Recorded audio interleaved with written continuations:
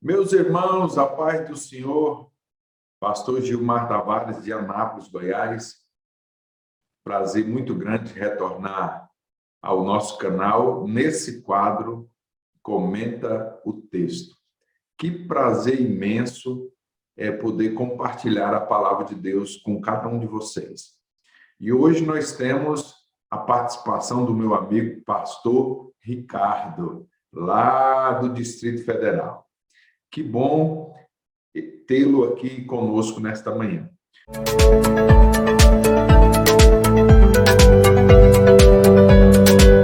Mas antes, eu gostaria de pedir para que você se inscreva no nosso canal, comente, curta, compartilhe essas mensagens com as pessoas que você conhece.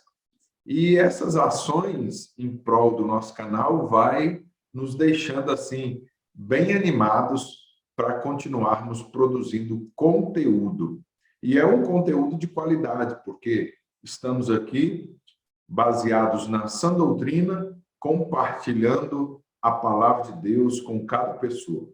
Sei que muitas pessoas já têm sido edificadas, já passou por aqui pastor Valberto Santana, já veio pastor Moisés, já veio pastor Martins, já veio pastores de vários lugares do Brasil, sempre compartilhando a palavra de Deus e as suas experiências.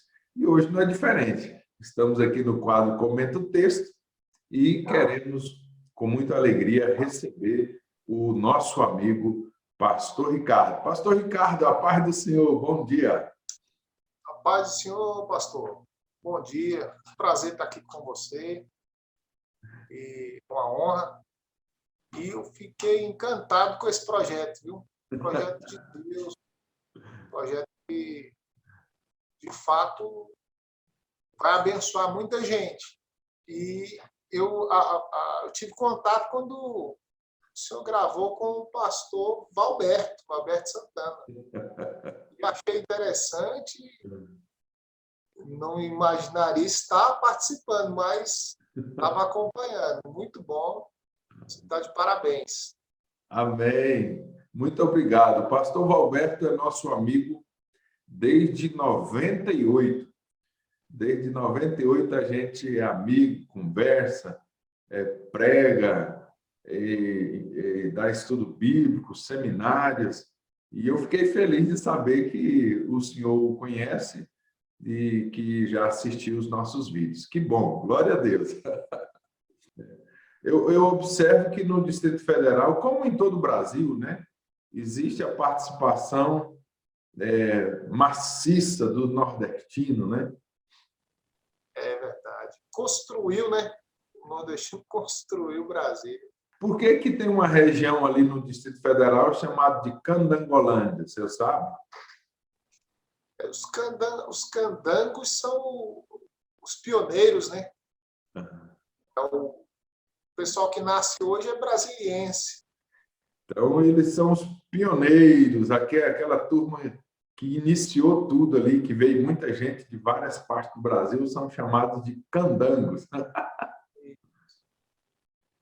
E politicamente, pastor, o que o senhor está achando do cenário brasileiro hoje? Pastor, a gente está com uma polarização muito grande, essa questão de partidarismo, né? Tem muito essa briga direita, esquerda. Em partes é bom porque esclareceu muita gente sobre comunismo, essa coisa toda, que a gente precisa estar informado. Mas muitas vezes acaba atrapalhando porque o pessoal, coisa que era para resolver pacificamente, o pessoal está brigando. Mas, querendo ou não, está tendo uma renovação de uma política nova, de políticos novos, de gente bem intencionada. Acaba que dá uma equilibrada no conhecimento das pessoas, acaba informando muito, né? Porque bandeiras são levantadas e você pode ali fazer uma escolha entre direita e esquerda, entre centro, né? Um pouco de equilíbrio. Então, a gente acaba que orienta um pouco o pessoal a manter o equilíbrio, né? Verdade. Mas eu acredito que essas mudanças são boas. O senhor trouxe um alerta aí sobre essa questão de ter um debate mais pacífico, né? De ter um esclarecimento mais equilibrado, porque geralmente quando começam a debater já parte para o xingamento, para as ofensas. Para que isso? Vamos debater as ideias, apresente a proposta do seu candidato e aí ele deixa a pessoa livre para tomar a decisão dela, não é não? Exatamente. Inclusive, questão do governo atual, por exemplo. Há uma briga, né? É o A, é o B, é o A, é o B. E, na realidade, eu acho que tinha que construir legado, né? Construir um legado, porque mesmo que não seja aquela pessoa, alguém dê continuidade, né? Inspire outras pessoas a manter o que se está fazendo de bom, né? E eu acredito que não existe super-herói, não. Super-herói da nossa nação é Deus. Olha aí, ó, um alerta para você que nos acompanha, independentemente do seu partido, independentemente do seu segmento, nós temos que nos voltar para o Senhor. Nós temos que buscá-lo, clamá-lo, porque é ele que tem o poder de sarar a terra, é ele que tem o poder de colocar as coisas no lugar. Então, independentemente do seu partido, independentemente da sua tendência política, olhe para Deus, foque nele, porque ele é que dá a direção certa. Não é isso, pastor? A gente tem essa obrigação de estar sempre orientando o pessoal a conscientizar-se daquele versículo, né? A nação cujo Deus é o Senhor. Nós precisamos lembrar disso. Se Deus não colocar a mão, meu irmão, não tem homem nenhum que dê jeito. Verdade. A expectativa era tão grande, né, com o governo atual no início, e aí Deus aprove a Deus que ele governasse em meio a uma pandemia dessa. Então, é Deus quem prospera a nação, é Deus que abençoa. A gente só precisa se submeter a Ele. Verdade. Pastor, nós fazemos parte de um grupo no WhatsApp idealizado, criado pelo senhor, aonde tem a participação de vários pastores e diariamente nós debatemos assuntos teológicos, assuntos bíblicos, assuntos práticos. E a pergunta que eu gostaria de fazer para o senhor é em relação a qual foi, assim, a sua motivação, o que lhe inspirou a criação desse grupo e que tem sido tão positivo para todos os pastores que participam. Pois é, pastor. No início, o nome do grupo era Assuntos Teológicos. Aí depois a gente resolveu colocar academia, né? Alguns irmãos achou que melhorou um pouco, né? E aí acabou que mudou o nome. Mas o objetivo que nasceu no meu coração, assim, o desejo foi de aprender mesmo.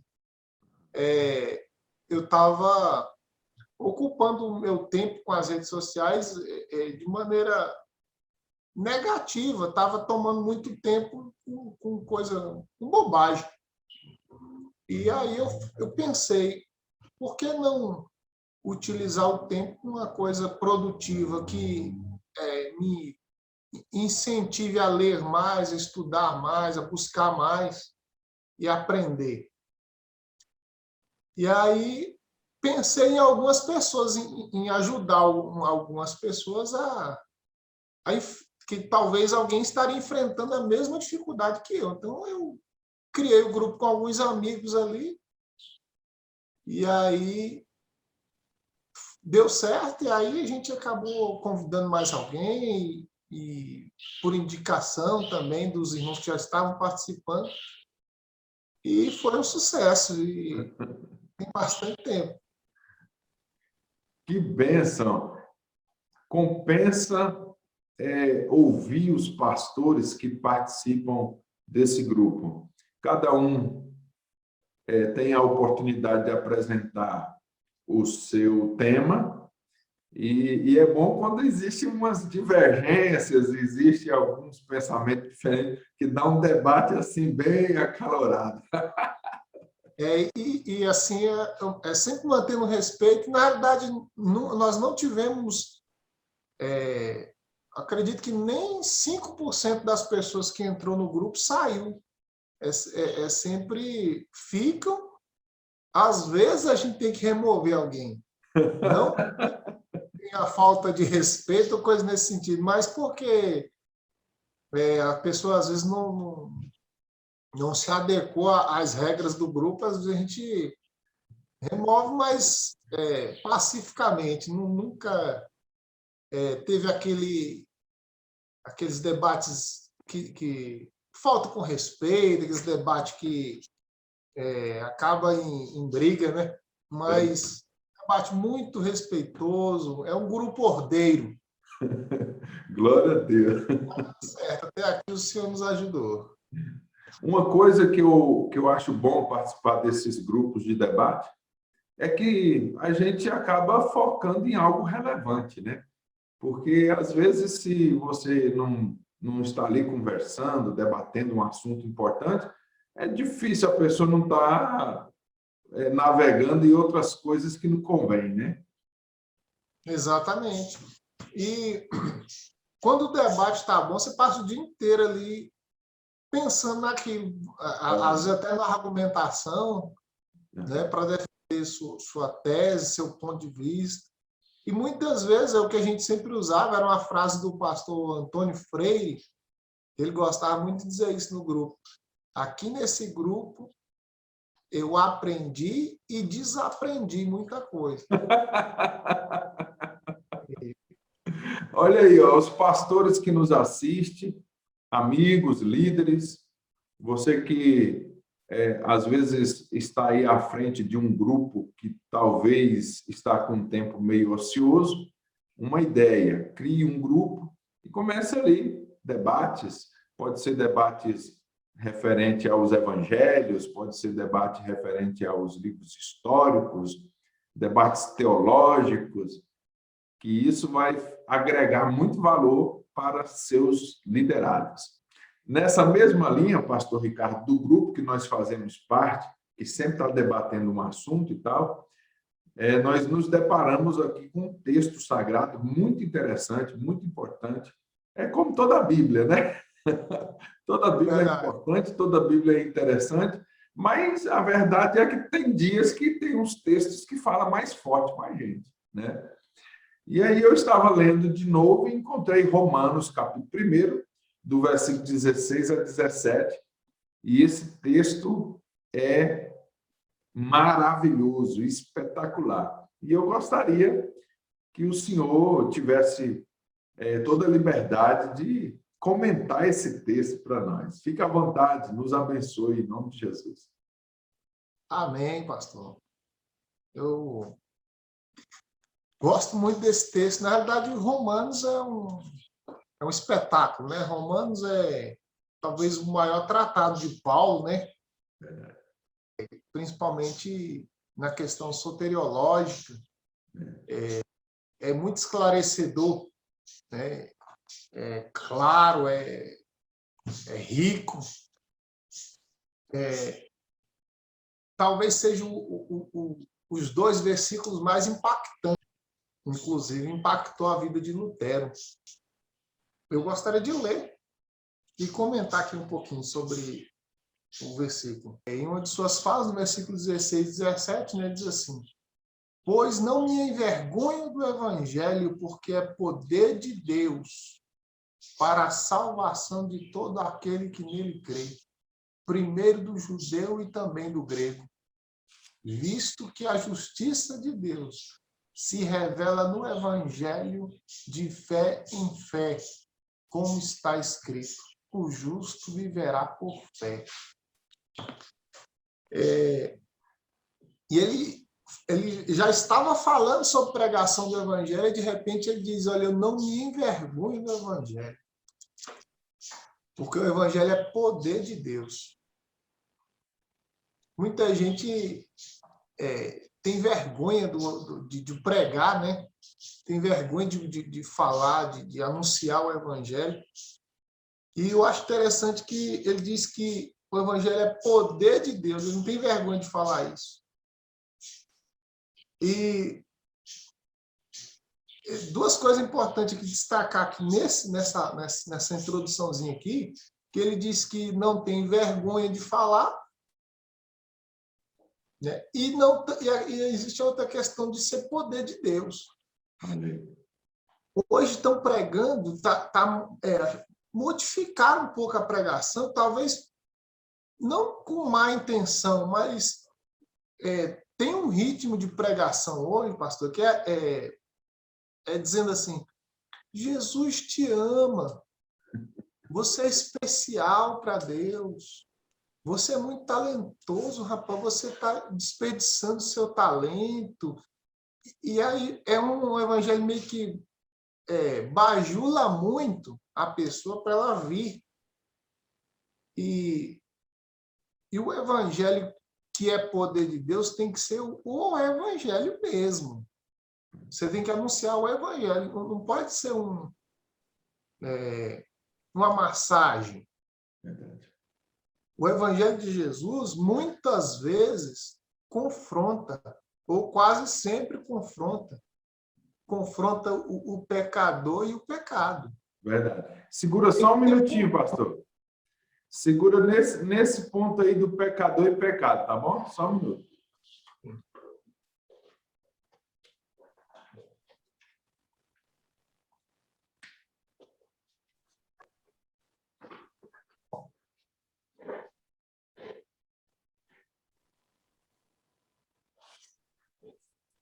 Pronto.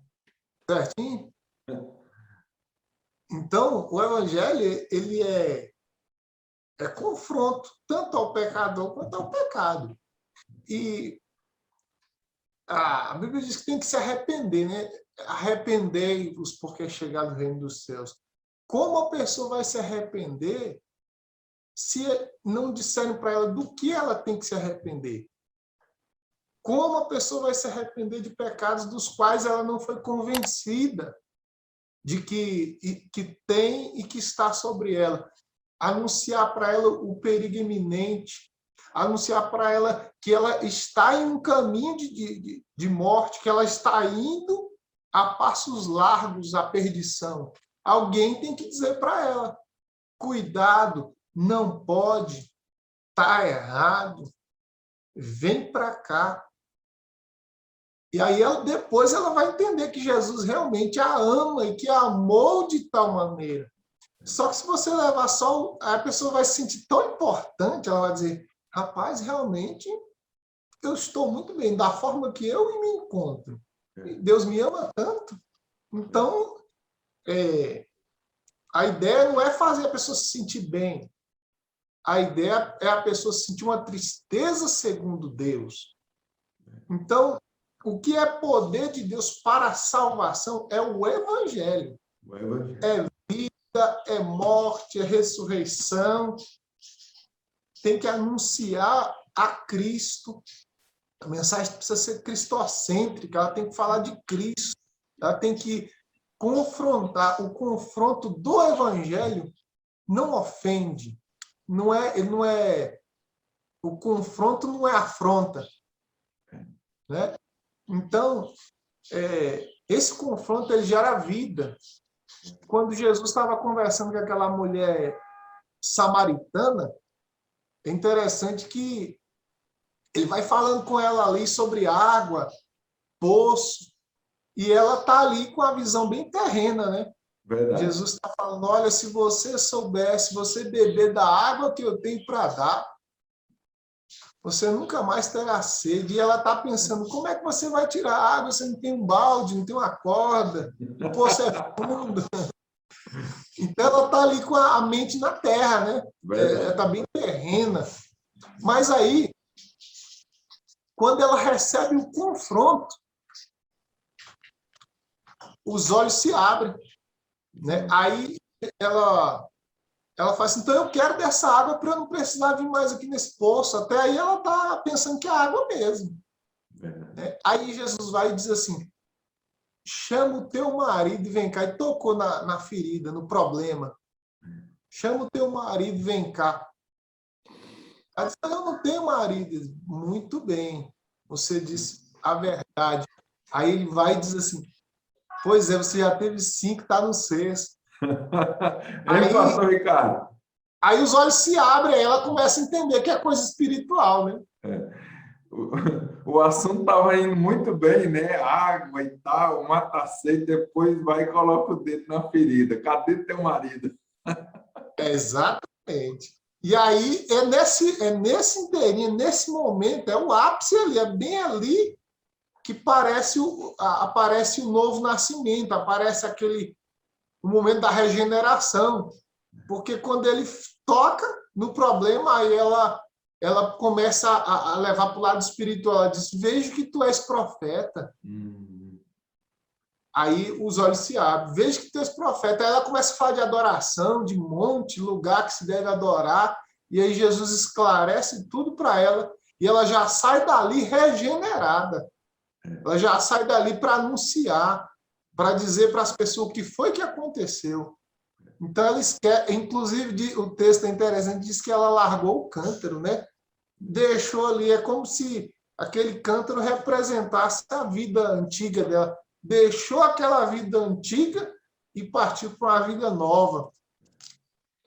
Confronto. Pastor Ricardo, que coisa linda estar pensando nesse texto. E ouvindo o senhor falando,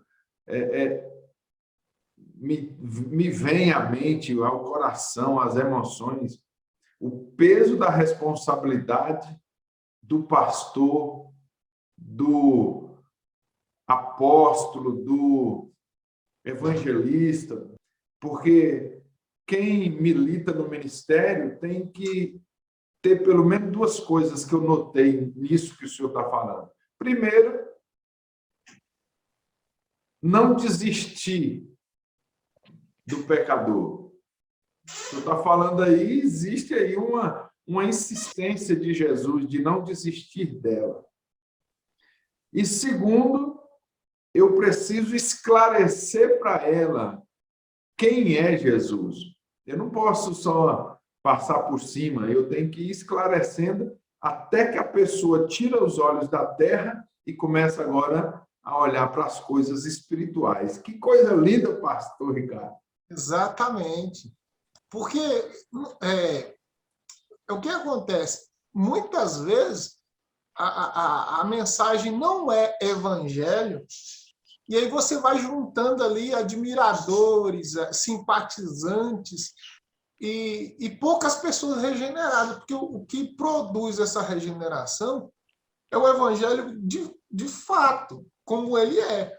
E, assim, eu acredito que é mais um apelo, né? Esse meu comentário hoje aqui talvez seja um apelo para que voltemos mais para o evangelho, para a escritura de fato, e anunciar como é o evangelho de cruz, de porta estreita, de dificuldades, de renúncias, de mostrar para o pecador. Se você observar aqui a carta toda aqui, o apóstolo Paulo ele não começa falando da justiça, ele não começa falando do grande amor de Deus, ou talvez de alguma coisa ortoprática, né? Alguma coisa prática.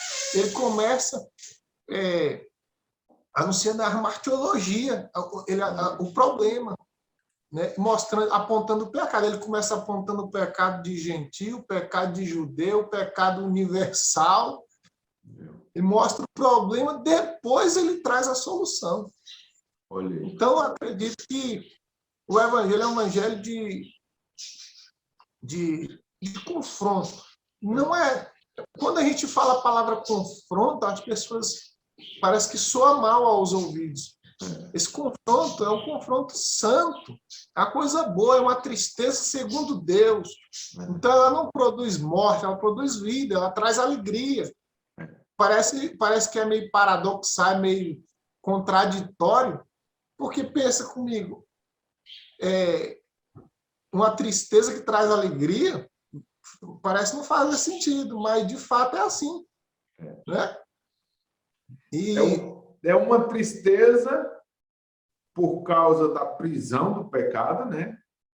Mas é uma alegria por causa da libertação que só Jesus Cristo pode dar para a pessoa. E é meio que simultâneo, né? É meio que simultâneo, porque uma vez que você se entristece por haver pecado, a alegria é derramada no seu coração, porque o ato da regeneração é instantâneo, a justificação é na hora. Deus não te justifica progressivamente. Olha. Né? Se você crê no Evangelho, você é salvo. A salvação é pela fé. Né? Então, quando ele diz, eu não me envergonho do Evangelho, porque o Evangelho é poder de Deus para a salvação, aí a gente começa a observar. Por exemplo, quando Deus falou para Ezequiel, deu a ele uma visão, né, e disse, o que tu está vendo, Ezequiel? Ele disse, eu estou vendo um vale. E o que tem nesse vale? Tem ossos e está cheio de ossos sequíssimos, os ossos estão sequíssimos. Aí ele diz, poderão reviver esses ossos, Ezequiel? E ele diz, Senhor, tu sabes. Ele colocou a responsabilidade diante de Deus. E aí Deus diz para ele, então profetiza sobre o vale. Aí, o que Deus estava mostrando para ele? A condição espiritual da nação. E então ele diz, profetiza sobre o vale. Vamos trazer esse texto para o nosso momento agora, para um contexto mais neotestamentário, mais contemporâneo. Talvez Deus diria hoje, se fosse para Gilmar Tavares, ele diria assim, Gilmar, profetiza, ele ia dizer assim, ó, prega o evangelho, e aí ele não ia dizer aos ossos secos, né? Ele ia dizer aos brasileiros, às nações. Então, diga às nações o evangelho, aleluia, prega o evangelho. Glória a Deus. Aí muita gente interpreta o texto de Ezequiel errado, ele diz profetiza, aí ele sai profetizando por interpretação pessoal. Aí eu profetizo a porta aberta, eu profetizo sobre a sua vida, não tem nada a ver. Profetizar naquela época era pregar, era anunciar a palavra de Deus. Inclusive o próprio Ezequiel, ele vai dizer o seguinte, quando ele introduz essa profecia aos ossos secos, ele diz assim, ossos secos, ouvi a palavra de Deus. Ele não estava numa profecia, a Bíblia diz que não há profecia de particular interpretação. Não pode falar o que você quer falar, eu vou profetizar o que eu quero. Não, tem que pregar o evangelho. Se eu pregar o evangelho aos ossos secos que estão por aí, sequíssimos, totalmente mortos, eles vão ouvir a voz de Deus e viverão. Deus pode levantar um exército se a gente começar a centralizar no evangelho a nossa pregação. Pastor Ricardo, baseado nisso que o senhor está falando, é certo dizer que evangelho é mudança de vida? Porque os ossos estavam secos, eles ouviram a mensagem, então eles receberam vida, eles tiveram tendões de novo, tiveram carne de novo, músculos, os ossos se encontraram. Então eles estavam secos. Agora, então, é certo falar que evangelho é mudança de vida? Com certeza, pastor. Você levar a vida onde há morte. Né? É uma mudança radical, né? É trazer a pessoa das trevas para a luz. É uma mudança radical. E é interessante quando ele diz profetiza, aí ele profetiza. Mas quem dá a vida é Deus. Olha aí. A gente só prega. Aí entra a ação do Espírito depois da profecia. Glória a Deus, aleluia. Depois da pregação entra a ação do Espírito. Você vê que conforme ele ministrava aquela profecia ou aquela pregação, conforme ele ministrava, foram nascendo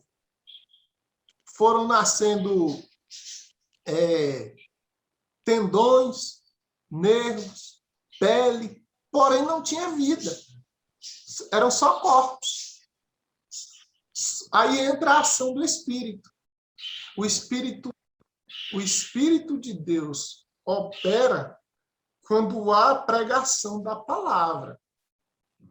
É a maior arma que o Espírito Santo sabe manejar, é essa espada. Quando eu prego o Evangelho, o Espírito vem dos 4 cantos, dos 4 ventos, dos 4 lugares. Vem de qualquer lugar, de todo lugar, porque o Espírito sopra onde quer. E ele vai dar vida àquela pessoa que está sendo construída pelo Evangelho. Aleluia. Então, quando eu anuncio a palavra com coerência, de forma correta, de forma centralizada em Cristo, é impossível. É impossível do Espírito não trabalhar e gerar vida. Verdade. E, às vezes, as pessoas dizem assim, o que é o Evangelho? Né? Geralmente, você está dando uma aula na escola dominical e pergunta o que é o Evangelho, todo mundo diz, boas novas. Eu costumo levar para um outro pensamento para ficar mais claro na mente da pessoa. Quando eu pergunto o que é o Evangelho e alguém diz boas novas, eu digo, calma aí, vamos ampliar aqui a resposta. O Evangelho é vida, morte, ressurreição de Cristo. Anuncie isso. Se você anunciar isso, você está anunciando o Evangelho. Verdade. Né? Porque geralmente ele fala, boas novas, aí anuncia o amor. Amor, amor, amor, amor. Parece que Deus só tem um atributo. Né? Aí, antes de anunciar o amor, eu preciso anunciar ira, justiça, depois amor. Explicar para a pessoa por que Deus a ama tanto. Verdade. Né? Aí depois ela vai compreender o amor de Deus. Mas agora não é hora de falar do amor, é hora de falar da ira iminente. Né? Há uma... E, inclusive, o versículo 17 fala sobre isso, visto que a justiça de Deus, a justiça de Deus se revela. Essa justiça não é a justiça praticada por mim, praticada pelo pastor Gilmar, ou por qualquer pessoa que seja. Verdade. Essa justiça foi praticada por alguém. É uma justiça satisfatória, né? Verdade. Porque, veja só, pastor, é como se a ira de Deus estivesse sobre a humanidade. É quando Jesus fala daquele cálice, Senhor, se for possível, passe de mim esse cálice. Que cálice seria esse, senão a ira de Deus sobre a humanidade? Verdade. Então, a ira de Deus, ela clamava por justiça, porque Deus é justo. Pastor Ricardo, que coisa espetacular. Moço, quanta gente já leu esse texto e não sabe o que é o cálice? A ira de Deus sobre a humanidade. Moço, o senhor abriu a mente. E a questão da ira, as pessoas, quando falam que Deus está irado, que Deus tem ira, não é uma ira igual a minha. Não é uma ira igual a nossa, né? Uma ira pecaminosa, uma ira contaminada pelo mal. É uma ira santa. Deus se ira contra a injustiça. Né? Deus se ira contra tudo que é impuro, impróprio, pecaminoso. Então, a ira de Deus se manifesta dos altos céus contra toda a impiedade, toda ela. Então, quando Deus manifesta a sua ira contra o pecado, automaticamente está na sua natureza, o seu atributo da justiça, ele é plenamente justo, ele precisa aplicar a lei. E a lei nos condena. Olha aí. O que é justiça, se não a aplicabilidade da lei? Verdade. Então, Deus precisa aplicar, e a lei nos condena. Nós estamos condenados pela lei do pecado, pela lei a lei escrita. Né? Então, só cabe uma coisa a quem é justo: praticar essa justiça. E era para todo mundo morrer. Né? Era para todos morrer, porque o salário do pecado é a morte. Mas aí Cristo vem e aparece na história. Graças a Deus por Cristo Jesus. Né? Aí Jesus aparece para cumprir essa justiça. Verdade. E aí a ira de Deus é derramada em seu Filho para que toda a justiça se estabeleça nele. Ele cumpriu toda a justiça de Deus e recebeu o castigo que era para nós. E o castigo que nos traz a paz estava sobre ele. Olha aí. E é por causa disso que eu sou curado, sarado. Então a justiça de Deus se manifesta pela pregação do Evangelho. Quando eu ouço o Evangelho, quando eu entendo isso, essa vida, essa morte, essa ressurreição, essa justiça é imputada a mim pela fé. Verdade. De graça eu recebo a salvação, de graça. Ninguém precisa me... Hein, pastor Ricardo? Que coisa linda isso que nós estamos ouvindo. Eu estou tendo uma ideia aqui. Vai lá, fala aí. Nós precisamos gravar uma série em cima de Romanos. O que você acha? Vamos lá, vamos. Eu vou aprender com o senhor. Pastor, que coisa linda é isso que o senhor está compartilhando aqui conosco. Mensagem bíblica, mensagem pura do Evangelho para nossos corações. Que maravilha, né, pastor? E eu quero, se o senhor aceitar, para nós gravarmos uma série só sobre Romanos, sabe? Capítulo por capítulo. Capítulo por capítulo. E aí Que nós maravilha. vamos, Paulo, Jesus Cristo, e o negócio vai... Isso é bom, pastor, porque, querendo ou não, você acaba ajudando alguém a estudar de maneira indutiva, sistemática, né? Exatamente. E ocupar o nosso tempo com coisa boa. Olha aí a ideia que o senhor está dando. Vamos gravar um curso sobre Romanos. E Que dar maravilha. oportunidade para as pessoas estudarem a palavra de Deus. Muito bom. Vai ser bênção, glória a Deus. Isso. Pastor Ricardo, pastor. nós estamos indo para o final desse momento tão especial, tão agregador de valores.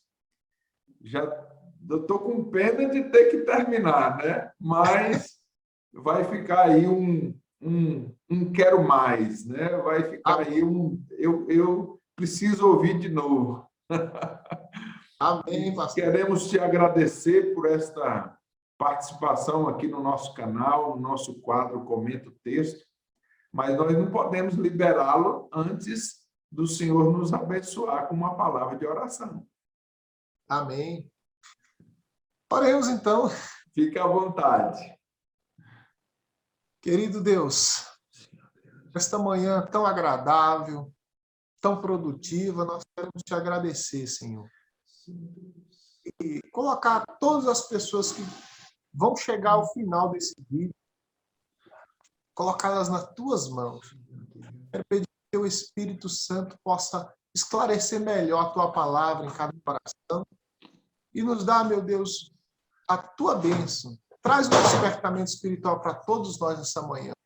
Esse é o nosso pedido, essa é a nossa intenção, em nome de Jesus. Muito obrigado por este canal, muito obrigado pelo pastor Gilmar, e que a tua bênção repouse sobre ele, sobre todos nós, em nome de Jesus. Amém. Em nome de Jesus. Amém. Glória a Deus. Prazer estar aqui com você, viu?